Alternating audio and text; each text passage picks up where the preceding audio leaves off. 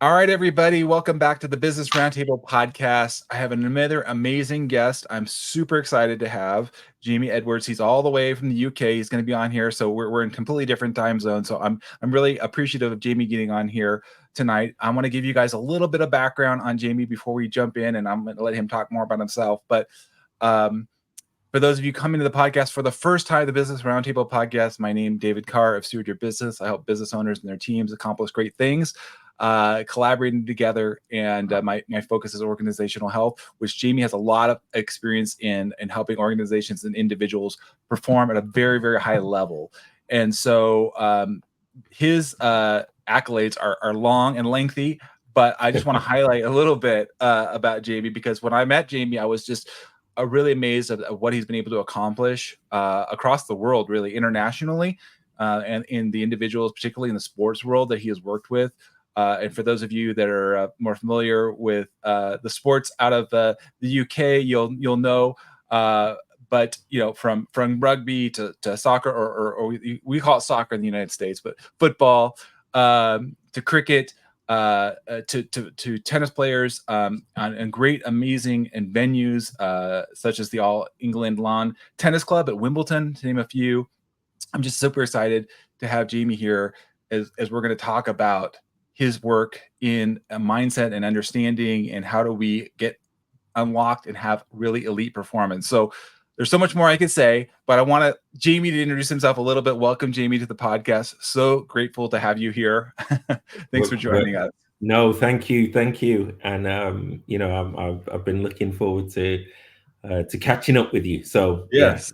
it's great. I'm pleased to be here, and more so very pleased to meet your audience also. Mm-hmm. Absolutely. We've been covering a lot of great topics over the episodes. It's actually hard to believe we're coming up on a year since we started the Business Roundtable podcast, and just the guests that have been coming on, like you, Jamie.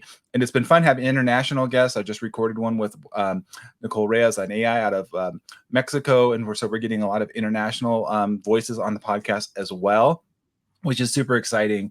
But one of the things that really drew me to you as we were talking, and to hear about how you have been able to help others unlock their performance. These are people that are high level, really at the top of their game in many cases, quite literally, in professional sports and the business world. And so, hearing how you have been able to unlock, if you will, the mental performance, how to get people to really expand, multiply their effect, their influence, especially when they've achieved a certain level of notoriety. They've achieved a success in their career. And so for those of you that again, that are just coming on and getting to know you, Jamie, can you just share a little bit about your journey of what got you in this place, Jamie, and how and why you started to reach these individuals and helping them? Just share about your background. Yeah. Well, the journey is long, as it is for most people, David. And I was about to say, I can talk for 5 days without coming up for air. So, it's one of those, it's which part of the journey do I start? But I'll give you the drive-through version, and we'll zig and zag from there.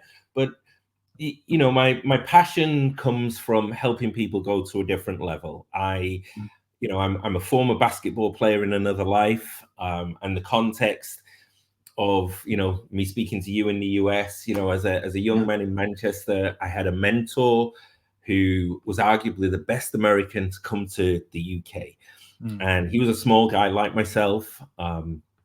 His name was Alton Bird. He's currently a VP of, I think, the Brooklyn Nets organization now. But he came from in fact, I'll tell you the backstory to him. He graduated from Columbia and got drafted in '79 by the Celtics, and he was 5'9" at a time when they just drafted Larry Bird. Okay, so he's a 5'9" point guard. He wins the James Naismith Award for the best player in the country under 6 feet.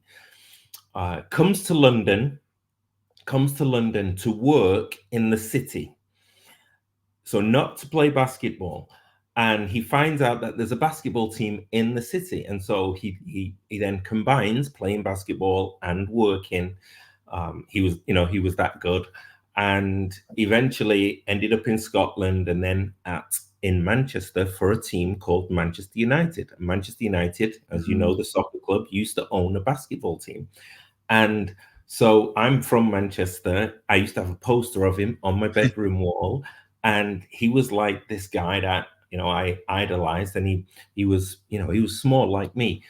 And I always said to people, though, I'm 6'5", but really I just turned the numbers around. So that was my first introduction to mental training, was that ability to shift perspective. So he taught me a lot of my mental skills. I'm very blessed that I got to be mentored by one of the best to come to this country. So that's where it started. That's where it started. And I've just been on this journey, and my passion is to help people think differently.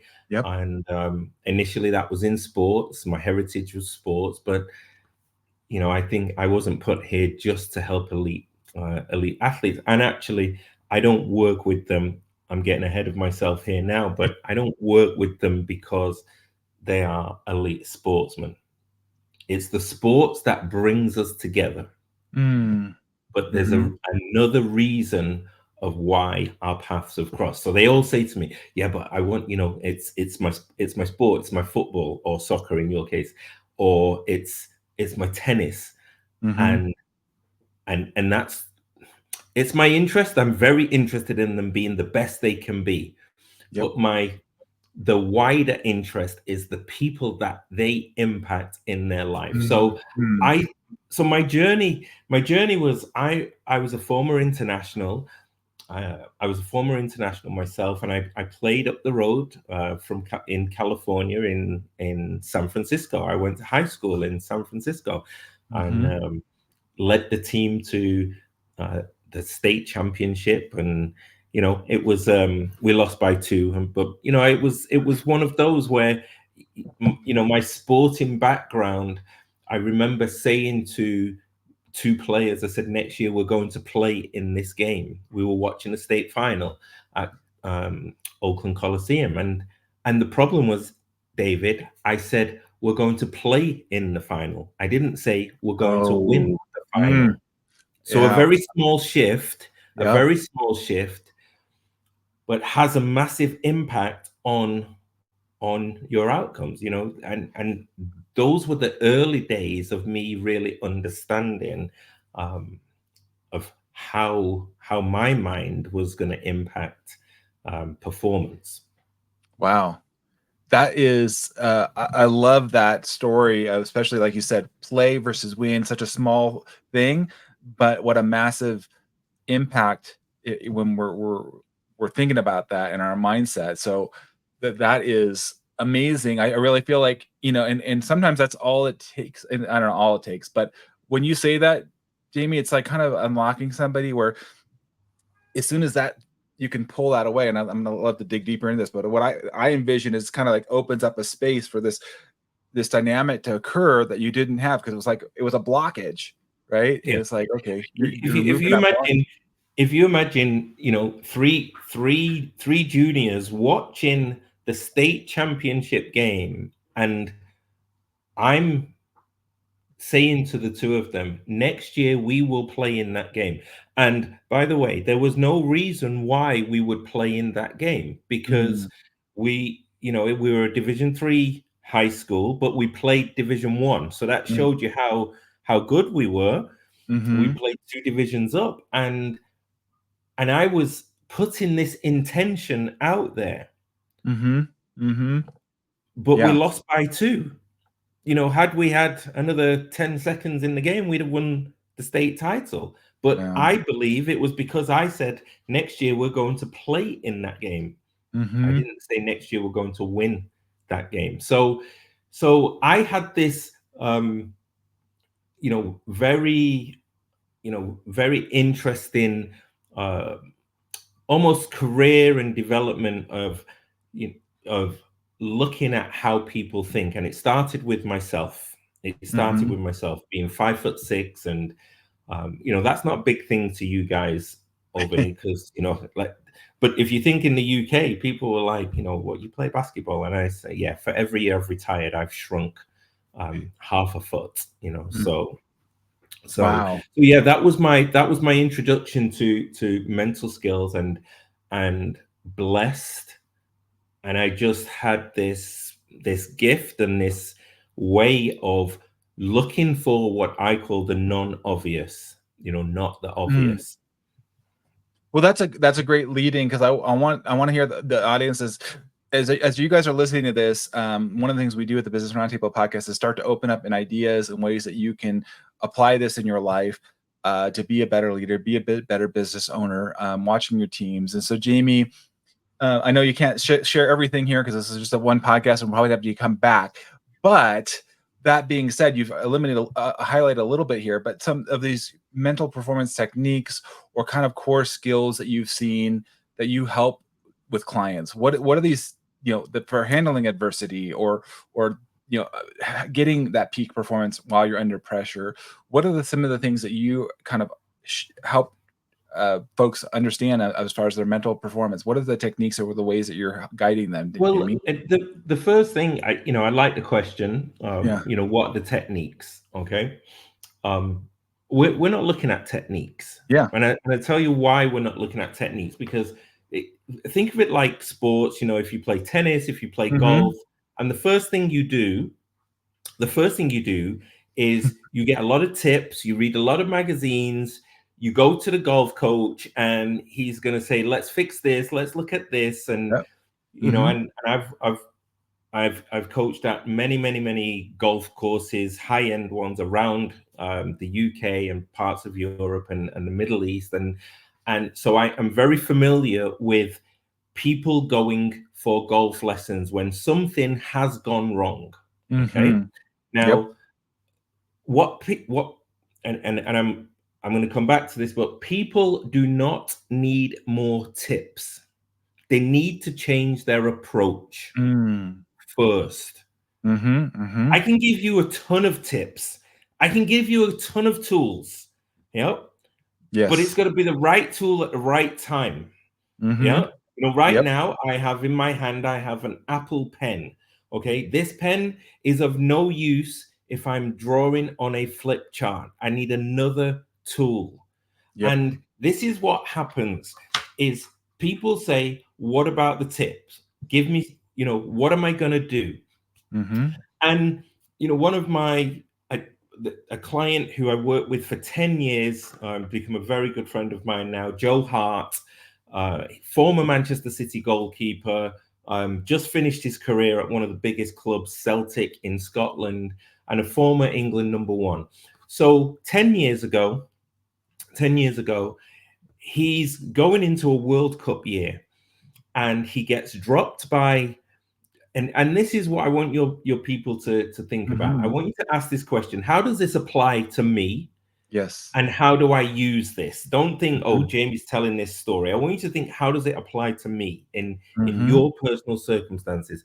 So Joe gets dropped by his manager. It's in the Pellegrini era. A lot of people associate Joe with the Pep Guardiola, who's the most famous, one of the best coaches on the planet right now. So he gets dropped. I get a phone call. Jamie, I don't know what to do. I said, Joe, do you know how to play in goal? The phone goes silent, David. Okay. He's thinking, is this guy really asking me, do I know how to play in goal? I'm like the England #1 goalkeeper. And he's asking me, do I know how to play in goal? So I said, do you know how to play in goal? He said, yeah. I said, are you training hard every day? He said, yeah. I said, you already know what to do. The situation is not asking you what to do, Joe. It's asking you, who do you need to be? And this is what happens. So when somebody's in a crisis, when somebody's in a challenge, and somebody's in like the dip or the pit, they're in this horrible moment, the first thing they ask is, the brain asks is, what do I do? What do I do? And it goes, I don't know. Now what I get them to ask is I get them to ask this question: who do I need to be? Who do I need to be to get back in the team? Mm-hmm. Who do I need to be to go to another level? And that answer is, I need to be patient. I need to be persistent. I need to be calm. Mm-hmm. And Mm-hmm. then you can say, what do I need to do? Mm. And when it's done the other way around, that, brain goes into panic. I don't know. I've never been in this situation before. Right. Yeah. And Mm-hmm. so it's not a tip or a tool or a technique. It's helping them. Who do they need to become? Mm-hmm. And that's Mm-hmm. the challenge at first. Now, if I'll share with you, because I do get asked, why is it that an elite performer or somebody in business or somebody in extreme life circumstance, how do you get through to them? And I say to them this. I had a builder, David. He was his nickname was Badger. Okay, his nickname was Badger. Here in the UK, when a job goes wrong, yeah, and it's not been a great job, we Yep. call it bodge. You've bodged the job. Okay, Yep. so his nickname was Badger, not Bodger. All right, and so Badger called me one day and he said, Jamie, I need information. I said, go and see Keith. Keith was the architect. He said, Keith keeps saying, we'll have a chat. We'll have a chat. A very English phrase that. We'll have a chat. We'll have a chat. He said, I'm sick of having chats. When are we going to have a conversation? Mm. And that became the mantra on the building site. So if ever he called me or wanted to see me, and I'd ask him, is it a chat or is it a conversation? If it was a chat, he was a very big guy as well. So I was very relieved. I was like, phew, it's only a chat. We were only exchanging information. Yep. But if he called me and said, Jamie, it's a conversation, that meant we had to focus. That meant something was going to improve. Something was going to go to the next level. Now, here's the thing, David. Most people in sports, in business, or life, they think that they're having honest conversations about their game, about their business, about their personal lives. Yep. But what they're really doing is they're having chats. Oh man. They're having chats, David. Yes. Now, in some cases, you could call this, and I'm giving you, this is my world, but basically what they're doing is they're telling people what they want to hear. They're Yeah. telling their inner circle what they want to hear. Their agents, their coaches, their family. Wife asks them, how's your game? Fine. Not bad. Are we okay? Yeah, we're okay. Zip, they do this. They zip their mouth. Yeah, Yes. typical man thing when under pressure. Yep. So the point when they get to me, so stay with me, guys. The point when they come to me, I get a phone call and shit is going downhill. Yep. All right. Yep. And again, it could be a business guy as well, Mm-hmm. but it's going downhill. And I get a phone call and I ask them this question. I ask everybody. If you're sat in front of me, if you're in an audience, if I'm speaking to your company, I ask everybody this question. We can either have a chat or we can have a conversation. Which one do you want to do? And they go, what's the difference? So then I tell them, you see, most of the honest conversations happen outside of the boardroom. They happen in the men's room. They happen in the restaurant, in the pub, as we call it here. Yep. They don't happen in the room. In the room, people tell others what they want to hear. In the locker room, they tell what you want to hear. Then they go out of the locker room and they say, did you see how David was practicing today? Instead of having that conversation with David. Yep. So when people ask me all the time, how do you get them to shift so quickly? And I say, we can either chat or we can do the conversation. And they say that when they say they want to do the conversation, that then gives us permission to go deep. Yes. To go deep quickly. Mm-hmm. With no agenda. Because I always say my agenda is to have you have this conversation with yourself. Yeah. Wow. And then with others. Man, Jamie, you've given me so much. I love I love this framework of chat or conversation. We don't necessarily always say have a chat, but I think in the United States, but the gist of it is totally right on, hit the money. And I agree with you. Unfortunately, we're set up a lot to have a lot more chats than having real conversations. Mm-hmm.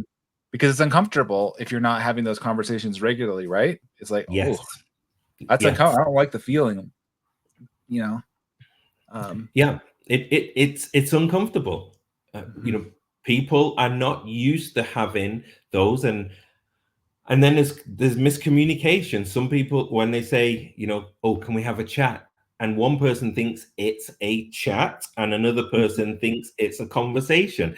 And I had a HR director of an insurance company here in London, and I remember him saying to me, he said, my chairman and my CEO have performance conversations, but we've bred a culture of performance chats. Mm-hmm. And he said that phrase of yours has gone through the business because people are just asking, you know, is this a chat or is it a conversation?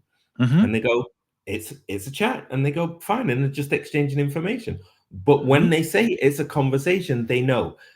They actually know the context. They got to Mm-hmm. focus. They know something's going to go to a different level. And here's the main thing. This is what I want your guys to take away. If we're having a conversation, it's not, especially in the corporate world or the Mm-hmm. business world, people think that it's an attack. Right. But if you've got a culture, and this could be in the family as well, if Mm-hmm. you've got a culture of we're having an honest conversation for the betterment Yes. of each other. Mm-hmm. Like I'm Mm-hmm. saying it this way for you to go to another level and me, for the both of us. Yes. It's not an attack. Yep. And for most companies, especially, and teams as well. So most Yeah. teams and in sports teams, it's, you know, a dysfunctional team avoids conflict. Right. Yeah. So I think the one thing, you know, if that's the starting point for me in my Mm-hmm. work is the understanding the difference between a chat and a conversation. Now, I don't just work with sports people. I'd be, you know, I wasn't put on this planet to just help people win at their sport. My daughter is 16 years old. I've got 4 children. Um, 2 stepchildren, 2, you know, my son and a daughter, and 2 big girls who are stepchildren. Now, here's the interesting one. When my 16-year-old daughter, she was nine at the time, she's in the back of the car. She's in the back of the car. I see her face isn't looking great. We're about a mile from home, and she says, Dad, when we get back, I need to talk to you. And it's a conversation, not a chat. Mm. 9 years old, David. Wow. Now she's 16 now. Believe me, she loves an honest conversation. But here's the thing: cause set in motion. Mm. Like giving the tools to your inner circle. Mm. Mm-hmm. Yeah. Wow. This is when I'm working with people, it's not because they're a superstar athlete. It's Mm-hmm. because the impact on their inner circle. Their inner circle could be their own family. Absolutely. Their inner Absolutely. circle could be their agent and their management team. Mm-hmm. If Wow. you're the business guy, Mm-hmm. it's your family, it's your leadership team. you're going through stuff yourself. You're having chats at home. You're having chats with your leadership team. Mm-hmm. You're actually coaching your family to have chats. Mm-hmm. Mm-hmm. Yeah.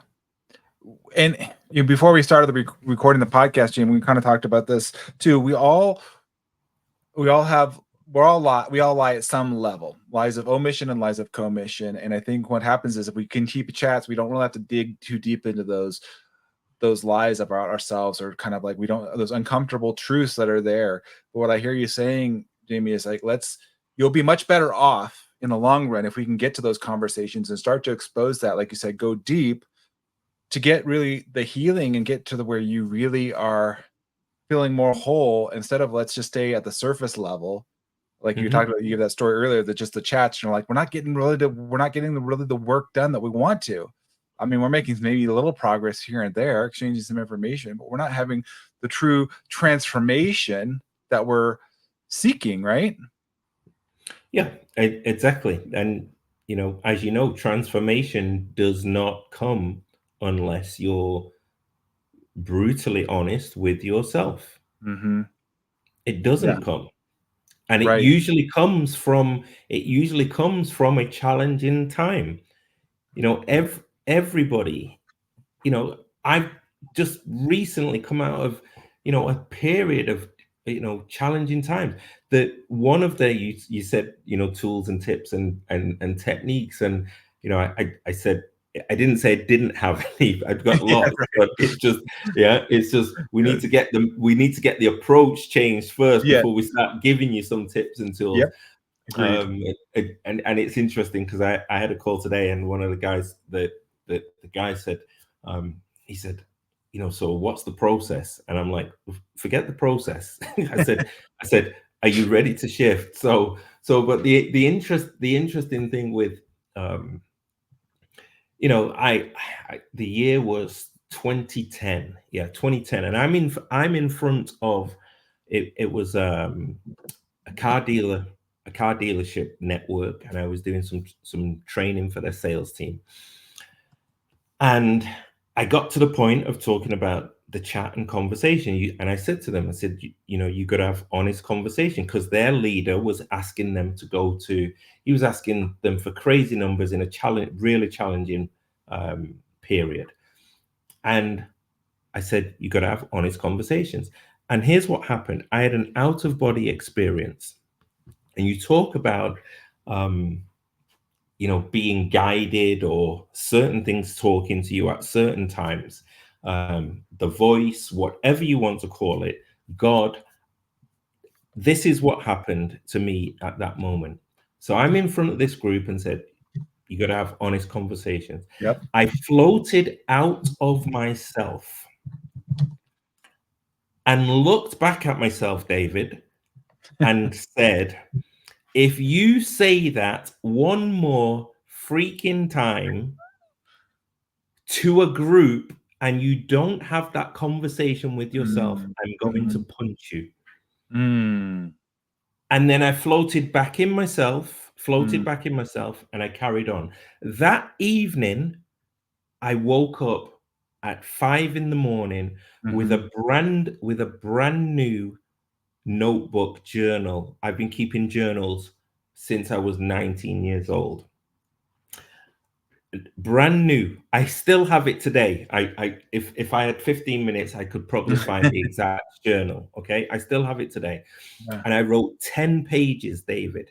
Wow. 10 pages of brutal honesty. And it wasn't all, it was what needed to change. What was I good at? What was I not good at? What did I love? What did I not love? It was just an honest conversation. And from that, I actually threw a hand grenade into my life. I threw a hand grenade into my life. Yep. And things changed. And, as you know, that, again, transformation comes from, from those really dark bottom places. Yep. But that was an example of, you you have to have that, and you have to get it out of your head, because most people have that conversation in their head on the way to the office, in the middle of, I need to send this email. Have I got back to such and such a body? And then they'll have a couple of minutes of what they really need to be focusing on. Mm-hmm. And so the first bit is you have to get that out of your head, and you have to have a way. And journaling is a way. There's a way that, I know, which is, stacking. Yep. That's a way. Mm-hmm. So, but you got to get it out of your head and look at it from a different perspective. As you're saying that, Jamie, one of the things I've seen, and I'd love to get your perspective here, because if I agree 100%, the stacking and getting out of your head is important. I think the challenge that I've seen, at least in some leaders, is they get a certain level of success, and so they have these. What we love about the stack, you and I both use a stack tool, is it breaks down the stories. What happens is you have stories, and if you're not breaking them down, and then you have people external to you that maybe are further behind you, and they want to chat you up, to use your language, Jamie. They want to chat you up because they don't feel like they can challenge you in a healthy way, because you kind of got the answers. You've got the story, you've got this persona, you accepted it. So you're not getting any real raw truth bringing into your life, which you desperately need, but you've created a story and aura around yourself because you've achieved such a level of success. You're working with these folks. And so it's kind of like they've created this buffer. Unfortunately, they've created this world that no longer serves them. And so they get people that are just, because they're not doing the internal work, what I hear you saying, Jamie, in themselves, it's going to be near impossible to get somebody externally to come in and be able to speak in your life if you're not living it yourself, right? You're like, what is this? I feel like it's an attack. If anyone's come in, who are they to come and speak into my life? Who are they to speak that truth into my life? They don't have the right to do that, right? You get this self-righteousness or this, Are you asking, do the people I work with have that? Yeah. How do you break that, where there are people that have that self-preservation around them? They're preserving themselves, and that's a mindset that no longer serves them anymore. Yeah. Well, in my experience, and I can only speak from my experience, is that they understand that they've been having chats with everybody else around them. And the timing is, I've had one of these calls today. The timing is, we're not having chats. And I asked them, have you got time to chat? And they say no, because, they're at the point where either they need to get back in the team, or they need to turn the business around. And I've had a guy only today. I mean, I've known this guy for many, many years, way over a decade. I worked with his sports team. He's the leader of the organization. And I said to him the last time we spoke, he texted me this morning, David, true story. I only tell true stories. He texted me this morning and he said, this is what he said: I need a session. Things have stagnated. And I called him back and I said, are you going to invest in yourself? You've been having chats. Yep. So, absolutely. So here's the key point, David, that people are not, the timing is they will come back to you. If you're leading others and you're at a certain level, then the next thing is, are you passing that on? Are you teaching? Are you living? And it's interesting, some people, I've got an MD that's just popped into my head, and he said, I taught one of my leadership team the 8 steps to start in a difficult conversation, because I coached him that, because he's had to have difficult conversations with some of his stakeholders. And he said he's coached one of his leadership team. To me, that's music to my ears, David, because Absolutely. in order for him to be able to teach that, he has had to live it and experience it. I love what you're sharing, Jamie, because they're taking it, and this is the beauty of a coach. It's what you're expressing, Jamie. This gentleman recognized he needed help. He needed a perspective shift. He needed you to ask him the questions that candidly nobody else was asking him. Right? Somebody else isn't asking the questions, and you're like opening him up to the possibilities, in essentially unlocking him, if you will. Yeah, I think that, you know, for many years I used to grapple with what people said. Well, you know, what are you? You know, are you a psychologist? Are you a life coach? Are you, you know, what do you call yourself? You know, no, I'm not a psychologist. I didn't learn, you know, this wasn't something that I learned in a university. And this isn't something that I could have learned in a university, because this was University of Life.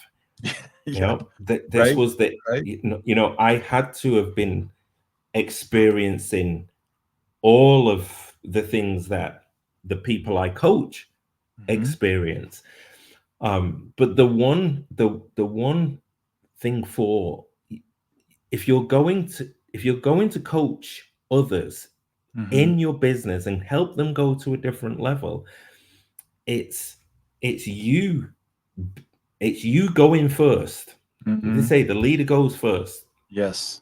You have to go first. You want the culture of, and a lot of organizations talk about you know, this is what we want the culture to be, and they have these values on the wall, but they're not living those values.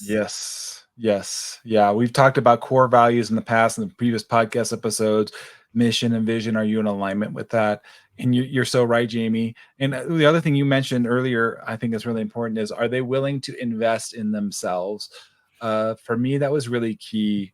You know, as a stepping into the coaching business, I haven't been as long as you have with my company, is like realizing that you, Jamie, are a mechanism for folks to invest in themselves. You're the conduit, if you will, that they're like, I know I need the help.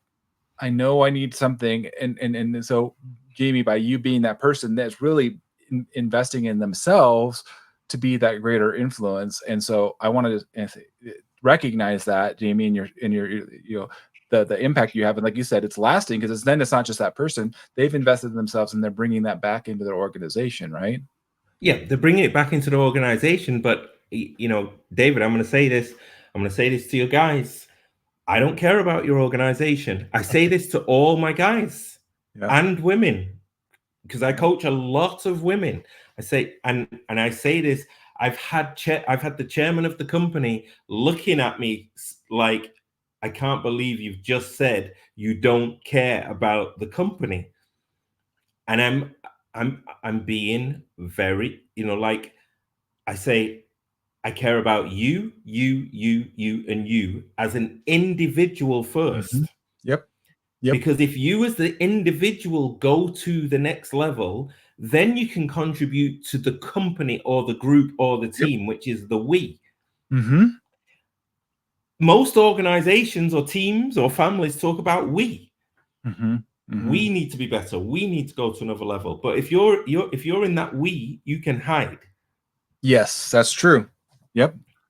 So I'm interested in you going to another level. Then you can contribute to the group, and then the group can contribute to the stakeholders or the clients or the external clients. And that's the focus first. So the investment is, and here's the challenge for somebody in the corporate world. Okay, here's the challenge. They know they need to go to another level. People know that. Yeah. Yep. So how am I going to get there? The company has a coaching program, or they have coaching services. Great. Okay. Are you utilizing that? Yes or no? In many cases, let's give a sports example.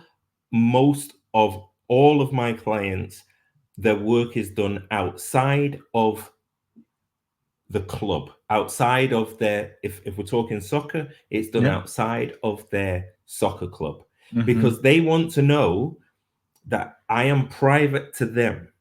Mm-hmm. So they can have a conversation with, Yep.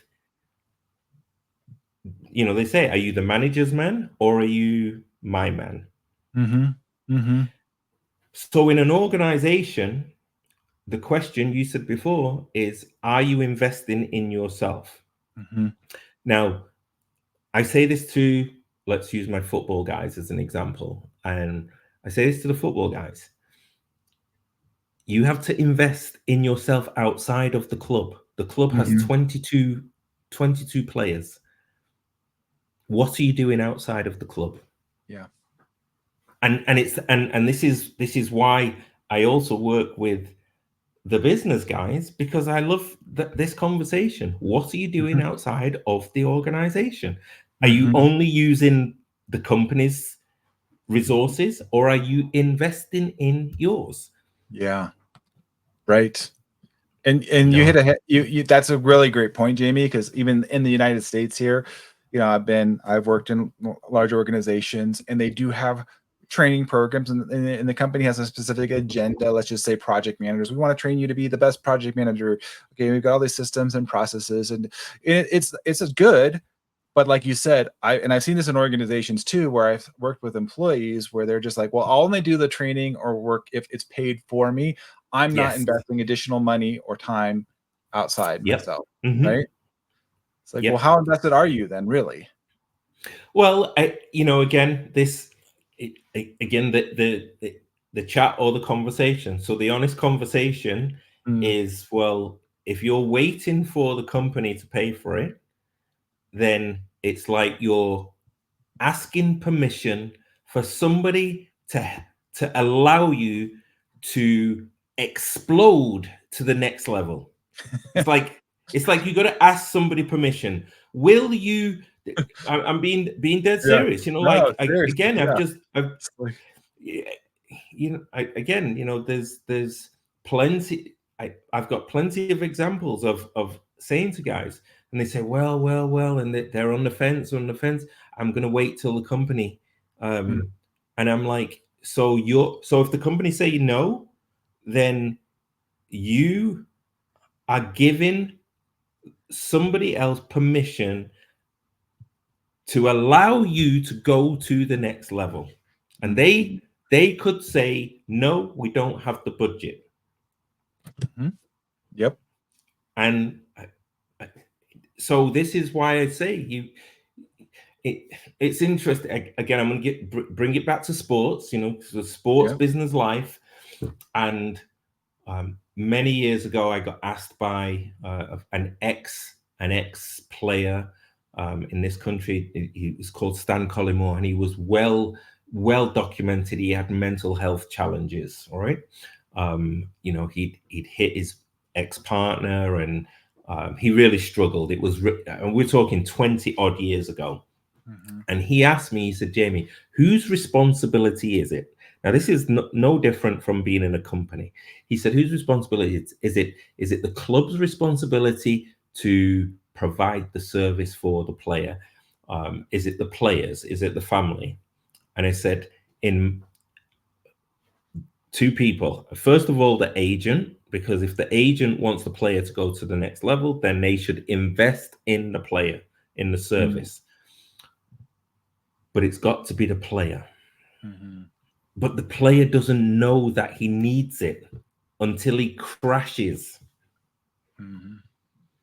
And then, and David, this is everybody. Think of this. When you have the crash.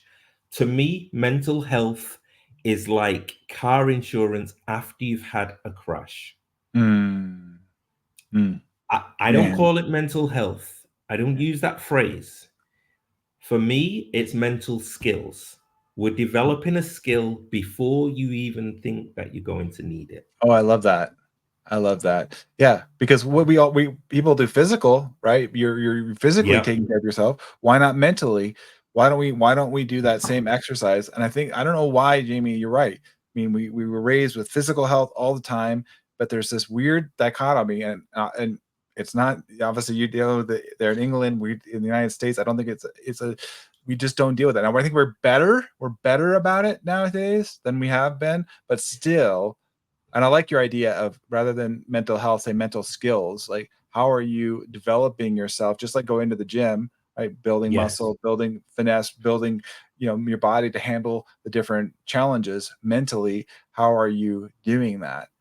Well, it is. And, listen, you're on the other side of the pond, and I have, the utmost respect for the development of this area on the other side of the pond. Mhm. It was the birthplace of most coaching. And it is different. I think in the US, you know, people are even more open to it Mhm. than anywhere. Mm. I hear. So yeah, I think it's more available. I think, but I'm going to say across society there is a desperate need. There's a Yeah. desperate need for people to develop skills, and not be reactive. And again, I come back to, I'm working with you, whether you're Mhm. a business guy or a sports guy, because I see the impact you're going to have on your inner circle. Absolutely.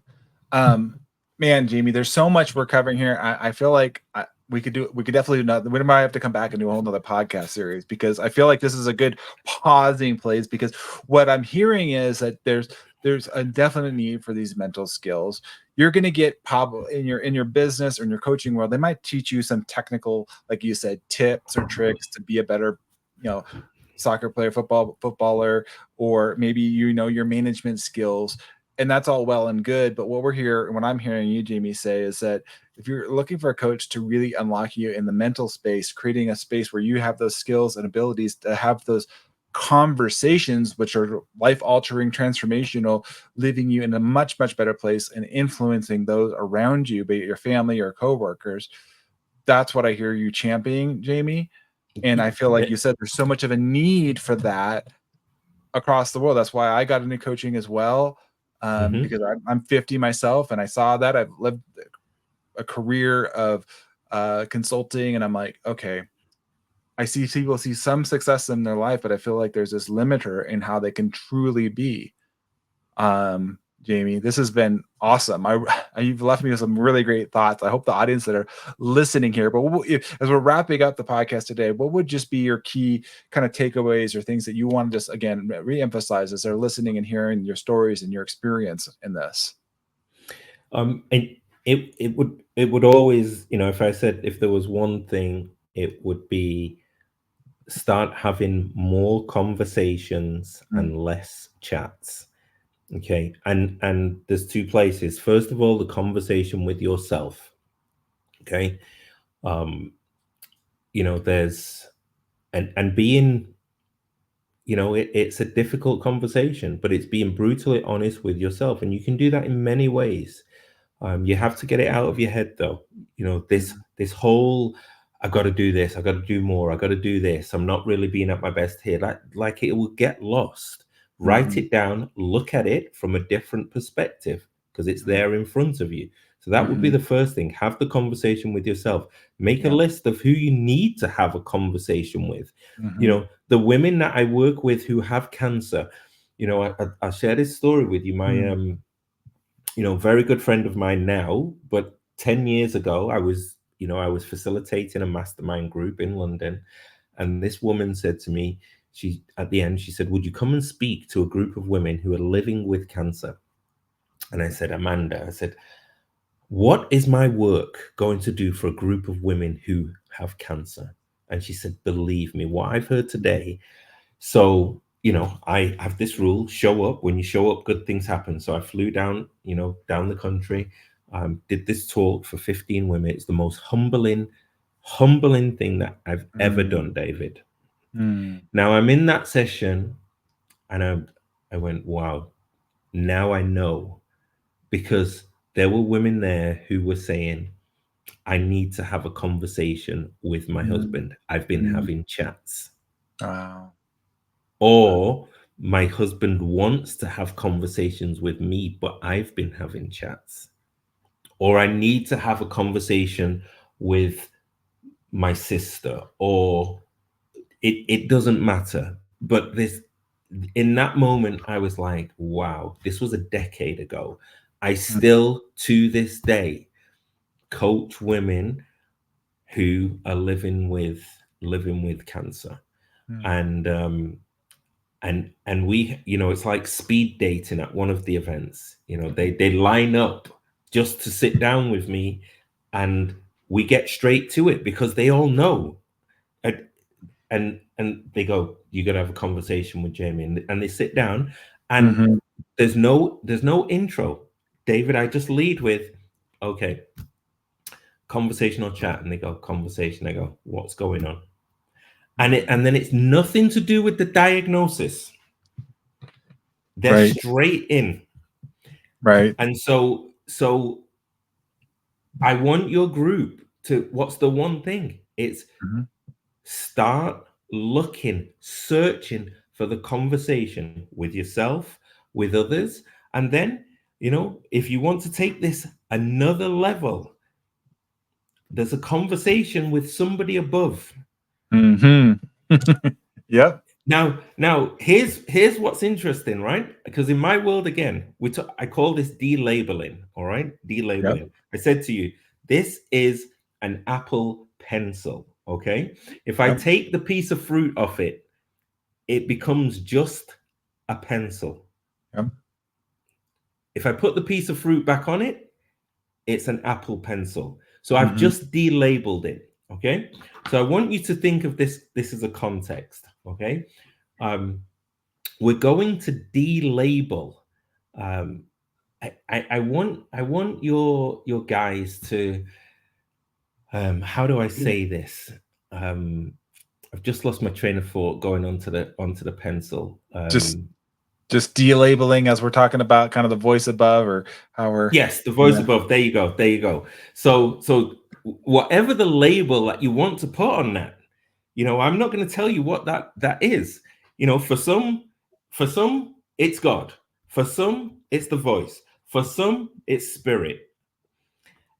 In the sports world, it's interesting. Somebody the other day, I was coaching him, and he said he was very religious, so it was God.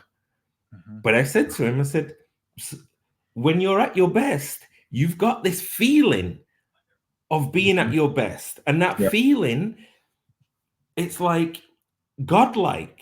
You can do anything. Yep.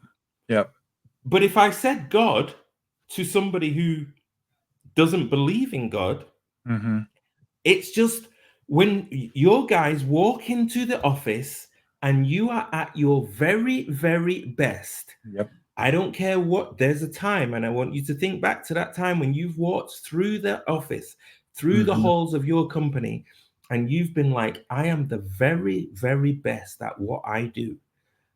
Like, there is something moving in you. And unfortunately, guys do not capture that.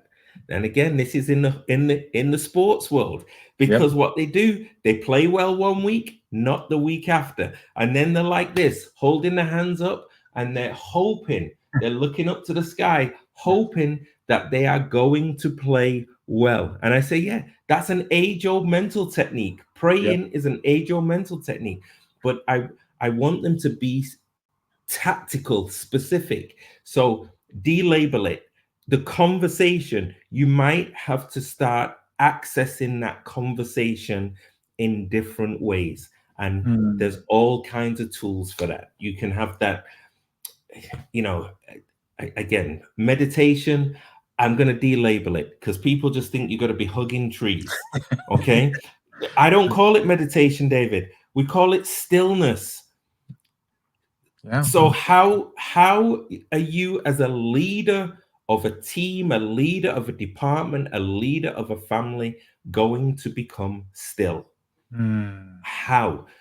We cannot tell you what you have to do. But I am going to tell you, you have to have some kind of practice, some kind of practice.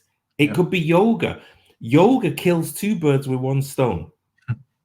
It could be, last night, you're going to think I hug trees when I say this now, because last night I went for a sound bath. I'm saying like hugging trees. And last night I went for a sound bath. But that was just an hour of me being still. But I had 2 minutes stillness before getting on this call with you, because I didn't get my 20 minutes in.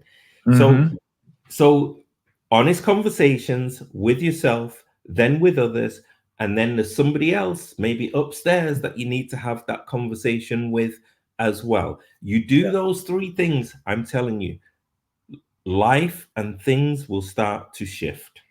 Absolutely. And I will attest, having known Jamie, being directly one-on-one in a group environment, I've seen that in Jamie, and the presence that you have, my own personal journey of faith, and I've seen that as well. So you're talking and you're listening to two folks that are living this, not just, we're choosing to live this, continuing to become this way. I want to just say, number one, thank you, Jamie, for your insights. You've given us so much to take in here. If folks are looking to connect with you, follow up with you, what would be the best way for them to find you, Jamie?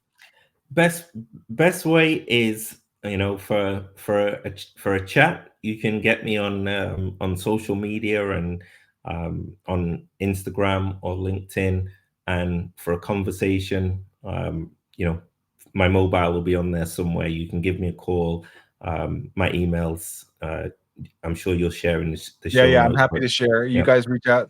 We're happy to do that, Jamie. We definitely want to have you come back, Jamie, because you've got so many great insights. I love to do these one-on-one episodes. Sometimes we'll have group conversations, and so I just want to appreciate and thank you for taking the time to speak here at the Business Roundtable podcast. We're really here to help you, the business owner, the leader, be the most effective person, leading yourself well, leading your team ultimately. But it, like you said, Jamie, it really starts with you investing in yourself. And so if you've taken the time and invested in yourself here, number one, we thank you for that. We would encourage you to like or subscribe or leave a review, 5-star review, because it's going to help somebody else. So that investing in yourself is going to actually help others. So I just want to again say thank you, Jamie. Thank you for the always invitation. welcome here. We're glad to have you. Thank you for the invitation, and great things that you're doing on that side of the pond as well. So for anybody over there, if you're in your sphere, David, I think there's that's a conversation that should be explored even more. Very much so. No, appreciate it, Jamie. Thank you so much. Until next time, everybody, thanks for so much for listening on the Business Roundtable podcast. We will talk to you on our next episode. Take care, everybody. Thanks so much. Bye.